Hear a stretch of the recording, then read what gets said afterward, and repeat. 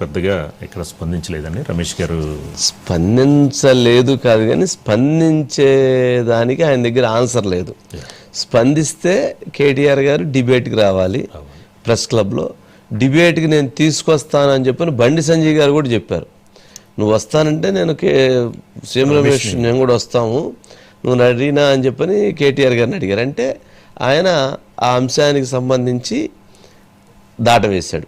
Number 2, నువ్వు మా ఇంటికి వచ్చి వీడియో కూడా బయట పెడతానన్నాడు. నేను మీ ఇంటికి వచ్చానా వాళ్ళ ఇంటికి వెళ్ళానా లేదా అనేది కూడా మళ్ళీ రెండోది చెప్పు ఉండాల్సిందే, అది కూడా చెప్పలేదు. అది కూడా దాటవేశాడు. మూడోది ఏం దాటవేశాడు, గత 9 సంవత్సరాల కాలంలో ఎవరికి ఎక్కువ బడ్జెట్ ఇచ్చారు మీరు, కాంట్రాక్ట్లో ఏ రాష్ట్రానికి చెందినటువంటి వాళ్ళు కాంట్రాక్ట్లు ఇచ్చారు అది కూడా లెక్క చేద్దామనంటే దానికి కూడా కేటీఆర్ గారు దాటవేశారు.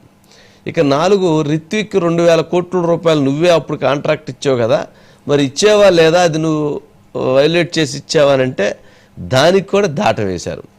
సిరిసిల్లలో నువ్వు ఎలా గెలిచావు 300 ఓట్లతో, నన్ను చెప్పమంటావా, అది కూడా బయట పెట్టమంటావా అంటే దానికి కూడా దాటవేశారు. ఆయన చెప్పింది ఏంటంటే బీజేపీతో బీఆర్ఎస్ విలీనము లేదా బీజేపీతో బీఆర్ఎస్ పొత్తు అనే అంశం గురించి ఎవరెవరో ఏదో మాట్లాడుతుంటారు, దాని గురించి మాత్రం మనం పెద్దగా పట్టించుకోవద్దు అని మాత్రం ఆ పాయింట్ ఒక్కటి చెప్పేసి మిగిలినవన్నీ డ్రాప్ అయ్యారు. కానీ కేటీఆర్ గారికి తెలవాల్సినటువంటి అంశం ఏంటంటే, సరే వారి పొలిటికల్ స్టైలు లేదా వారి లేటువంటి విధానం వారి కరెక్ట్ అయి ఉండొచ్చాం, బట్ బయట నుంచి చూసినప్పుడు ఆయన యొక్క వేగము, ఆయన ఆలోచన, ఆయన దుందుడుకు స్వభావము, ఆయనని రాజకీయంగా ఆయన ఏదైతే బీఆర్ఎస్ పార్టీకి రేపు సీఎం కుర్చీకి నేనే అనేటువంటి భావన ఉందో అది ఏదైతే ఆయన దగ్గర దాకా వెళ్ళి ఇప్పుడు ఆయన దానికి దూరం జరుగుతూ ఉన్నాడనేటువంటిది మేధావులు చెప్తున్నటువంటి అంశం. అది ఎలాగా అంటే కేటీఆర్ గారు కవిత గారితో ఢీ కొడతా ఉన్నారు. సరే పైకి అట్లా ఉన్నా లోపల కేటీఆర్ గారు ఏ జిల్లాకి వెళ్తే కవిత గారు ఆ జిల్లాకి వెళ్తున్నారు. ఆయన అటుపక్క బ్యానర్లు పెడితే ఏమో ఇటుపక్క బ్యానర్లు పెడుతున్నారు. ఆయన సీఎం అంటున్నారో లేదో తెలియదు కానీ ఆమెను సీఎం సీఎం సీఎం అని అరుస్తున్నారు. ఆ వీడియోలు బయటకు వస్తూ ఉన్నాయి. కేటీఆర్ గారు కవిత గారితో ఢీ కొడుతూ అక్కడ అనవసరమైనటువంటి వివాదం. అట్లాగే కేటీఆర్ గారు సీఎం రమేష్ తోటి కదిలించుకొని దొంగ అని ఏదో చెప్పి ఆయన కదిలించుకొని ఆయన ఇచ్చినటువంటి బాణాలకి వాటికి సమాధానం చెప్పలేక మళ్ళీ అక్కడ క్లీన్ బౌల్డ్ అయ్యి మళ్ళీ అక్కడ కూడా మరొక వివాదం కేటీఆర్ గారికి సీఎం రమేష్ గారికి. అట్లాగే కేటీఆర్ గారికి మీడియా ఎక్కడైనా ఆయనతో ఆ వివాదం ఎక్కడైనా ఉందా, మరి ఆయన అనవసరమైనటువంటి దాడులకి పుసిగలిపి మీడియాతో ఆయన ఆ రకమైనటువంటి యుద్ధాన్ని చేసుకోవటం ద్వారా ఆయన నష్టపోయాడు అనేటువంటిది స్పష్టం. మరి అదొక అనవసరమైనటువంటి గ్యాప్, దాని ద్వారా ఆయన వెళ్ళాల్సినటువంటి కుర్చీకి దూరం అవుతూ ఉన్నారు. ఇక నెంబర్ 4, అట్లాగే కేటీఆర్ గారికి రేవంత్ రెడ్డి గారికి ఏంటి, ముఖ్యమంత్రి గారిని ఆయన సంబోధించేటువంటి భాష, ఆయన మాట్లాడేటువంటి పదజాలంతో ఆయన స్థాయి తగ్గిస్తుంది తప్ప కేటీఆర్ గారిది ఆయన స్థాయి పెరగటలేదనేటువంటి చర్చ ఉంది. ఇది నెంబర్ 4. నెంబర్ 5, ఇక కేటీఆర్ గారు అదే విధంగా బండి సంజయ్ గారితో ఆయనతోటి కూడా అదే రకమైనటువంటి గ్యాపు, అదే రకమైనటువంటి వివాదం, అదే రకమైనటువంటి రచ్చ. దాంతో వాళ్ళ పిల్లల్ని లేకపోతే ఆయన మీద కేసులు లేదా ఆయన టార్గెట్ చేయటం, వీటన్నిటి నేపథ్యంలో మరలా అక్కడ కూడా ఆయన అనవసరమైనటువంటి వివాదంతో అక్కడ కూడా గ్యాపు. మరి ఇక నెంబర్ 6, కేటీఆర్ గారికి బీఆర్ఎస్లోనే కొంతమంది ఆయన వైఖరి పట్ల, వ్యక్తిగత ఏముంటుంది, వైఖరి పట్ల, రాజకీయపరమైనటువంటి వైఖరి పట్ల, ఆయన స్వభావం పట్ల అందరూ ఒకటిగానే ఉంటారు, మనుషులంతా ఒకటిగానే ఉంటారు. బట్ ఎక్కడో ఆయన వాళ్ళతోటి కలిసే విధానము లేదా నడిచే విధానము మాట్లాడే విధానము ఎక్కడో మొత్తానికి గ్యాప్ తోటి అక్కడ కూడా ఆయన కొంత గ్యాప్ పెంచుకుంటా పోతున్నాడు అనేటువంటిది ఇంకొకటి.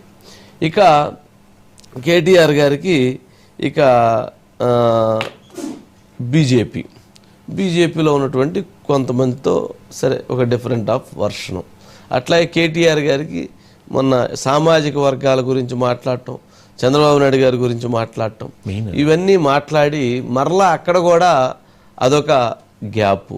ఇవన్నీ ఆయన ఏం చేస్తున్నాయంటే ఎవరు సలహాలు ఇస్తున్నారా అని నాకు తెలియదు, కానీ కావాలని కేటీఆర్ గారిని ఇరికించటం కోసం, కేటీఆర్ గారిని అప్రదిష్ట పాలు చేయటం కోసం, రాజకీయంగా ఆయన్ని దెబ్బకొట్టడం కోసం, రాజకీయంగా ఆయన్ని వెళ్లాల్సినటువంటి కుర్చీకి వెళ్లకుండా దూరం చేయటం కోసం ఆయనకు ఒక సలహాలు ఇస్తున్నారేమో, అటువంటి సలహాలు ఇచ్చి ఆయన్ని పక్కనే ఉండి వెన్నుపోటు పొడుస్తున్నారేమో అని నాకు అనిపిస్తూ ఉంది చూస్తుంటే. ఎప్పుడు రాజకీయాల్లో ఎప్పుడు కూడా హత్యలు ఉండవు, ఆత్మహత్యలే ఉంటాయి. మరి అలాంటి ఆత్మహత్యల్ని లేదా ఆ రకమైనటువంటి రాజకీయపరమైనటువంటి దీనికి ఆయన్ని తీసుకెళ్తున్నారా?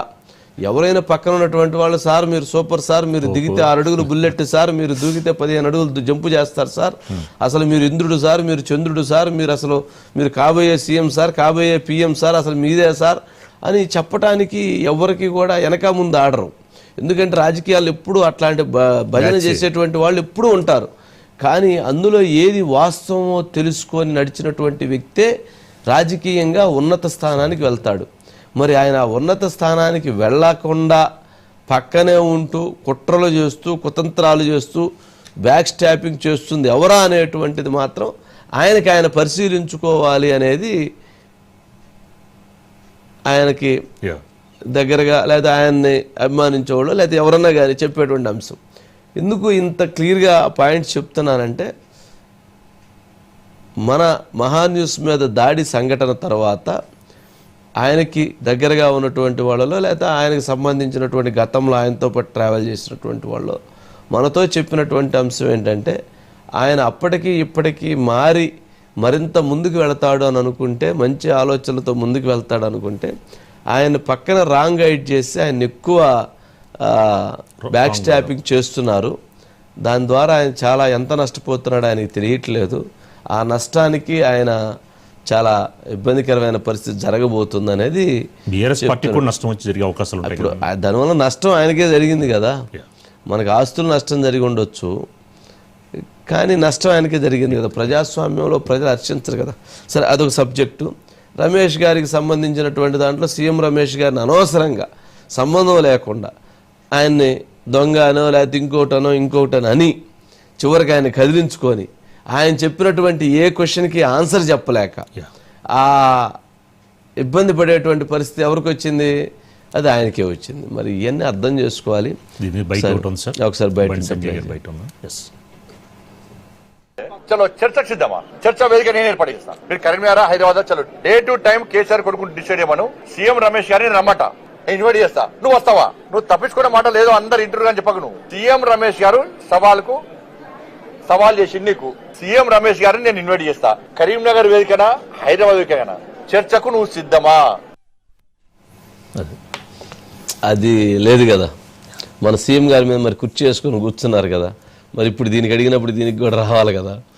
సరే, మేడం ఉన్నారు, అజిత్ గారు. గుడ్ ఈవినింగ్ అండి. ఎందుకని చర్చ అనగానే ఎందుకు సవాల్ని స్వీకరించలేదు? గతంలో ఎప్పుడైనా సవాళ్ళకి మీరు సిద్ధం, ఆ సవాల్కి నేను సిద్ధం, ఎక్కడైనా సిద్ధం అని సిద్ధం అని చెప్పేటువంటి కేటీఆర్ గారు ఎందుకు సవాల్కి సిద్ధం కాలేకపోయారు? ఎందుకు తప్పుకున్నారు? వంశీ గారు, ఎందుకంటే గతంలో ఎప్పుడు కూడా కేటీఆర్ గారు అనేక అంశాలకు సంబంధించి ముందుగానే ఆయన సవాళ్ళకి చాలా ముందుంటారు. మనం గతంలో చూసాం వంశీ గారు, ముఖ్యంగా ఇరిగేషన్కి సంబంధించి, కాళేశ్వరానికి సంబంధించి సీఎం రేవంత్ రెడ్డి తోటి సవాల్కి ప్రెస్ క్లబ్ దగ్గరికి వెళ్ళి కూర్చొని పక్కనే ఇంకో కుర్చీ రేవంత్ రెడ్డి గారికి వేసి వెయిట్ చేసిన పరిస్థితి చూసాము.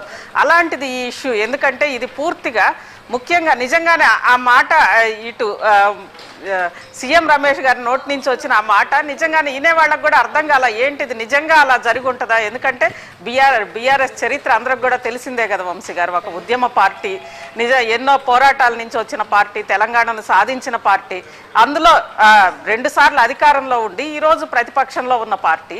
అలాంటి పార్టీ అసలు మెర్జర్కి ఎందుకు ముందుకు వస్తుంది? అందులో కేసీఆర్ గారి స్వభావం కానీ ఇవన్నీ చూసిన వాళ్ళు ఎవరు కూడా ఊహించరు వంశీ గారు. అలాంటిది సీఎం రమేష్ గారు ఆ మాట అనగానే వెంటనే వెంటనే కేటీఆర్ గారు చాలా ర్యాపిడ్ గా రియాక్ట్ అవుతారని చెప్పి అందరూ కూడా భావించారు. తీసుకురా ఆధారాలు, దమ్ముంటే చర్చ చేద్దామని చెప్పి అంటారని అందరూ కూడా భావించారు. కానీ కేటీఆర్ గారు ముఖ్యంగా తాను ఏదైతే ఆరోపణ చేశానో అది ఫ్యూచర్ సిటీలో సీఎం రమేష్ గారికి ఇచ్చిన కాంట్రాక్ట్స్కి సంబంధించి దాన్ని డైవర్ట్ చేయడానికే ఇలా అన్నారు అని ఒక మాట అన్నారు. ఆ తర్వాత నిన్న వరంగల్కి వెళ్ళిన తర్వాత వరంగల్లో మాట్లాడుతూ ఎవడో ఏదో అంటుంటారు, కానీ బీఆర్ఎస్ ఎప్పటికీ ఉంటుంది, మీ ఆదరణ ఉన్నంతకాలం బీఆర్ఎస్ మరో 100 ఏళ్ళు ఉంటుంది, మరో 100 ఏళ్ళు మీకు సేవ చేసుకుంటామన్నారు తప్పితే అసలు కలవలేదని కానీ అలాంటి చర్చ జరగలేదని కానీ ఎక్కడ ఎందుకో దానికి సంబంధించి అసలు అంటే చాలా షార్ప్గా రియాక్ట్ అయ్యే కేటీఆర్ గారు దీనికి సంబంధించి మాత్రం రియాక్ట్ అవ్వట్లేదు. వంశీ గారు ఖచ్చితంగా రియాక్ట్ అవ్వాలి, చర్చ జరగాలి, దాని మీద ఖచ్చితంగా ఒక క్లారిటీ రావాలి అని అయితే అందరు ఎదురు చూస్తున్నారు. ఓకే ఓకే అట్లాగే ఏంటండి మొత్తానికి ఆర్ఎస్ ప్రవీణ్ కుమార్ అప్పుడు ఒక మాట ఇప్పుడు ఒక మాట, అప్పుడు మాట్లాడింది అదే మాట, ఇప్పుడు మాట్లాడింది అదే మాట. కానీ అప్పుడు మాట్లాడినటువంటి మాటకి ఆన్సర్ కావాలి, ఇప్పుడు వేసినటువంటి ప్రశ్నకి ఆన్సర్ కావాలి. అలా లేకుండా అప్పుడు చెప్పింది వదిలేసేయండి, ఇప్పుడు సంగతి తేల్చండి అని చెప్పడం వెనక ఎక్కడో ఏదో ఆయన కూడా ఆయన స్థాయికి తగ్గి ఆయన కూడా ఆయన రాజకీయ అంటే విలువలు ఇంకా కూడా ఉన్నాయి, ఇంకా కూడా రాజకీయాల్లో కొంత పద్ధతులు ఉన్నాయి, కొంత వ్యక్తిత్వాలు ఉన్నాయి, కొంత ఇట్లాంటి అని అనుకునేది ఇట్లాంటి నాయకులను చూసిన తర్వాత అలాంటిది కూడా వారు కూడా ఎందుకో ఒక స్టెప్ తగ్గారేమని అనిపిస్తూ ఉంది. సుధాకర్ లేదు సార్ ఇంకా అజిత్ గారు. వంశీ గారు ఒకటి ఆర్ఎస్ ప్రవీణ్ అనగానే ఆయన నిజంగా ఒకప్పుడు చాలా ఎంత ఫేమస్ పోలీస్ అధికారం మనందరికి కూడా తెలుసు. ఖచ్చితంగా ఆయన చాలా అనేక ఛాలెంజింగ్ కేసులు కానీ ఒక రకంగా ఎన్కౌంటర్ స్పెషలిస్ట్గా కూడా ఆయన అందరూ కూడా ఆయన అనుకునేవాళ్ళు.